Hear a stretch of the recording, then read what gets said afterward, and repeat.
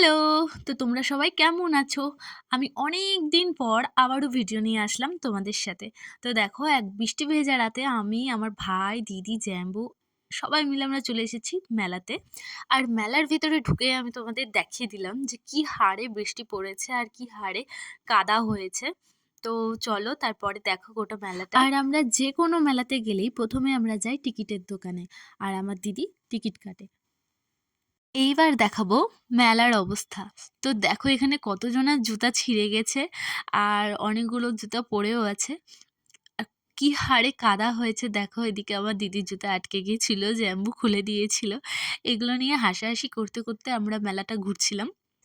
এরপর বাচ্চাদেরকে ট্রেনে উঠানোর পর আমি আর আমার জ্যাম্বু চলে গেছিলাম নাগরদোলনায়, কারণ দিদির মাথা ঘুরে আর ভাইয়ের হচ্ছে ভয় লাগছিল। তো তাই আমি আর জ্যাম্বু উঠেছিলাম। আর দেখো এখান থেকে মেলাটা কি সুন্দর দেখাচ্ছে, কত বড় দেখাচ্ছে মেলাটাকে। মন্দিরটাও বেশ সুন্দর দেখাচ্ছে আর এখান থেকে টোটালটা দেখা যাচ্ছে। তারপর এখানে মারামারি শুরু হয়ে যায় আর আমরা মারামারি দেখার পর আমরা চলে গেছিলাম ফুচকা খেতে। তো এখানে দিদি ভাই ফুচকা খাচ্ছিল আর এই সাইডে ছিল জামাইবাবু আর পুচকা পুচকি। তারপর আমরা এখানে দাঁড়িয়েছিলাম। এবার মারামারির পর আমরা দেখছিলাম নাচানাচি। তো এখানে দাঁড়িয়ে কিছু ফটো তোলাতুলি চলছিল।